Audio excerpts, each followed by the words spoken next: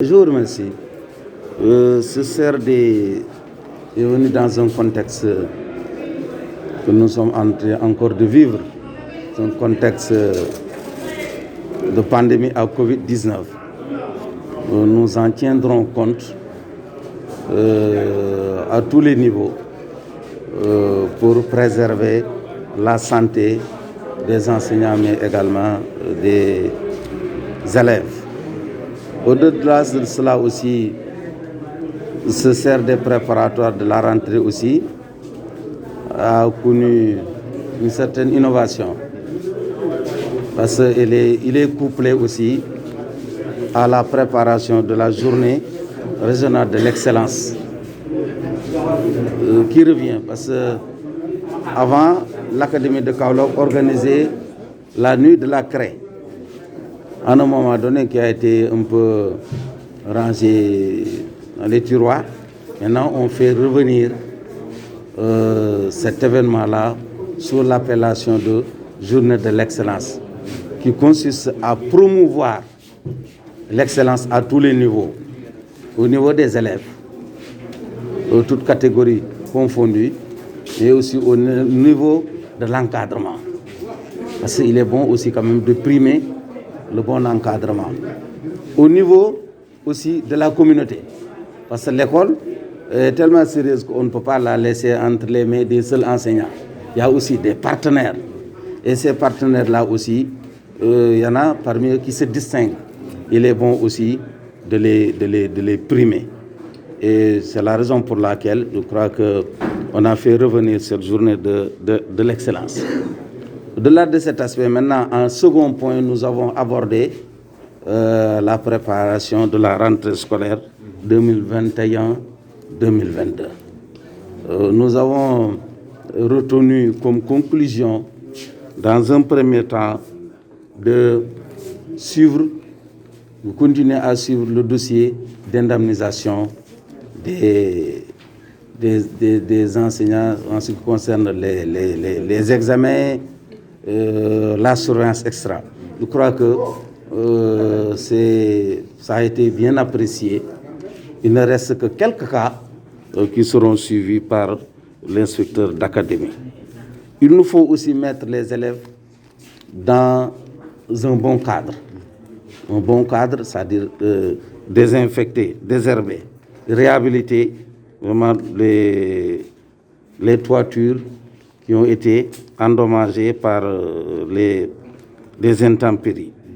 Et mettre en place aussi les quelques abris provisoires. Parce que comme vous le savez, le gouvernement a mis en place un vaste programme d'abris provisoires. Mais quand même jusqu'à présent aussi, il y a quelques cas d'abris qu'il convient d'installer. Donc il faudrait donc les mettre rapidement en place. Ça appelle la collaboration entre collectivités territoriales et l'association des parents d'élèves. On nous a parlé aussi de quelques écoles où il existe encore de l'eau. Ce n'est pas des écoles inondées, mais c'est des écoles où il existe encore quelques flaques d'eau. Là aussi, il faudrait donc dégager ces eaux en rapport avec les sapeurs-pompiers. Il le faut même les remblayer. Il y a aussi la nécessité de réparer des tables-bancs et aussi de peindre les tableaux. Là aussi, j'ai dit qu'il faudrait que les parents d'élèves, sans attendre les inscriptions, puissent anticiper. Si on veut faire de ce concept Ubité Djangate une réalité. Il faut peut-être essayer de trouver les moyens pour anticiper sur la réparation de ces tableaux et la peinture donc des tableaux. Nous avons abordé aussi la distribution des fournitures. Je crois que si on veut faire Ubité Djangate aussi, il faudrait que les collectivités territoriales rapidement puissent faire distribuer les fournitures aux élèves. On m'a dit que beaucoup d'engagements ont été faits. Il convient maintenant d'accélérer et de suivre ces engagements-là pour vraiment que les élèves là puissent accéder à ces fournitures qui seront données par les collectivités territoriales. On a dit aussi de démarrer le plus rapidement possible les enseignements. Vous savez, l'année scolaire est traversée souvent par certaines perturbations. Et pour faire face, il faut, dès le premier jour, vraiment démarrer les enseignements en tenant compte du déficit de personnel.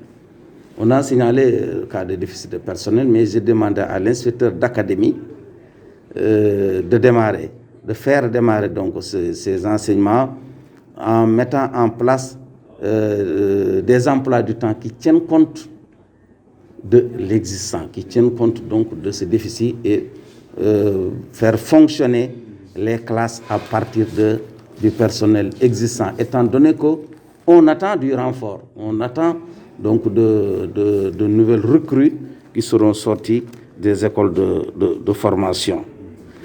Un autre point très important, c'est l'état civil. On nous dit souvent qu'il y a des élèves qui vont jusqu'à un certain niveau sans disposer de pièces d'état civil. J'ai dit que l'association des parents d'élèves devrait avoir comme à chaque fois comme point donc, à suivre l'obtention de pièces d'état civil par les élèves. Parce que les élèves ne peuvent pas, par eux-mêmes, obtenir ces pièces d'état civil. Il faut que les parents s'en chargent. Et qu'à chaque fois, l'association des parents d'élèves devrait vraiment rappeler à leurs membres l'importance d'aller chercher donc ces pièces d'état civil.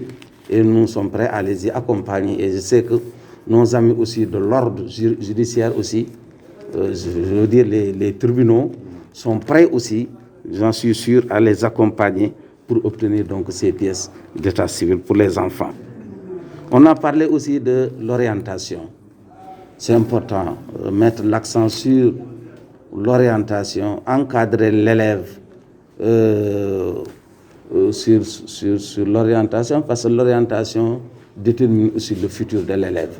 Je sais qu'ici, il y a un seul centre, KOSP, centre d'accueil et d'orientation.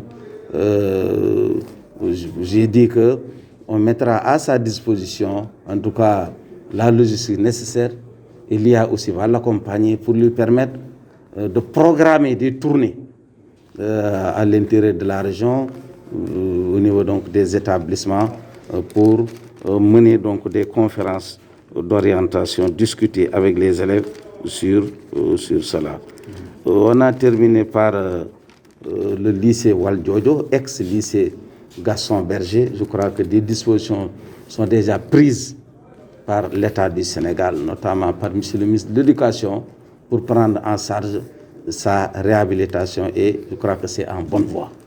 Voilà de manière ramassée ce que nous avons décidé au niveau donc du CRD préparatoire de la rentrée, mais aussi jumelé à la journée de l'excellence pour promouvoir le culte de l'excellence à tous les niveaux.